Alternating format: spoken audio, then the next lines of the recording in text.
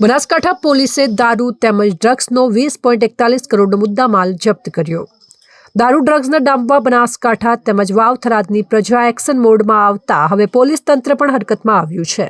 પોલીસે 3 મહિનાની અંદર દારૂના 3000થી વધુ કેસ કરી અંદાજિત 20 કરોડનો મુદ્દામાલ ઝડપી પાડ્યો છે, જ્યારે 41 લાખનું ડ્રગ્સ પણ ઝડપી પાડવામાં આવ્યું છે. બીજી તરફ બનાસકાંઠા જિલ્લાની ગ્રામીણ પ્રજાએ પણ હવે આ બધીને ડામવા કમર કસી છે. પાલનપુર તાલુકાની છાપરા ગ્રામ પંચાયતે આવા દૂષણનું સેવન તેમજ વેચાણ કરનારને પંચાયત તરફથી મળતી સરકારી સેવાઓ બંધ કરવાનો નિર્ણય કર્યો છે, જ્યારે વાવ તાલુકાના તીર્થ ગામની પંચાયતે આવા તત્વોને 11,000નો દંડ કરવાનો ફરમાન કર્યો છે.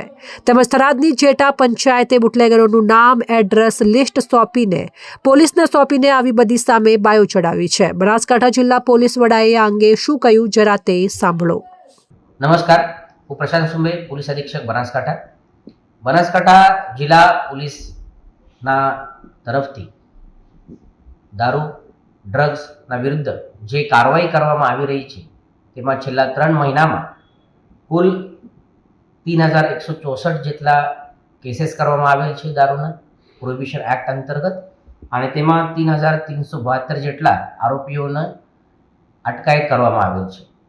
આ જે પ્રોહિબિશનના કેસીસ છે જેમાં લગભગ 20 કરોડ જેટલી દારૂનો મુદ્દામાલ જપ્ત કરવામાં આવેલ છે.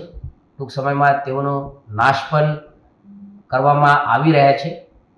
આના સિવાય NDPS એક્ટના અંતર્ગત જે ડ્રગ્સના કેસ થાય છે તેમાં છેલ્લા 3 માસમાં 136 કિલોગ્રામ જેટલા ડ્રગ્સનો કબજે કરવામાં આવેલ છે, જેની કિંમત લગભગ 41 લાખ જેટલી થાય છે. આ સિવાય દર અઠવાડિયે પ્રોહિબિશનના કેસીસની ડ્રાઈવ પણ રાખવામાં આવી છે. 2 દિવસ પહેલાં ગુરુવારના દિવસે સવારે 4 વાગ્યાથી જિલ્લાના તમામ પોલીસ સ્ટેશનમાંથી PI કક્ષાના અધિકારીના ગાઈડન્સ હેઠળ, તેઓના નેતૃત્વ હેઠળ ટીમો બનાવીને જિલ્લાના 750 જેટલા લિસ્ટેડ બુટલેગરને સવાર 4 વાગ્યાથી ચેક કરવામાં આવ્યા હતું, અને તેઓની પ્રવૃત્તિ જે જગ્યા ઉપર ચાલુ હતી અથવા તે કરતા હતા તેમાં કેસ કરવામાં આવેલ છે, અને જેઓની પ્રવૃત્તિ નથી તેમાં નીલ રેડ પણ કરવામાં આવેલ છે.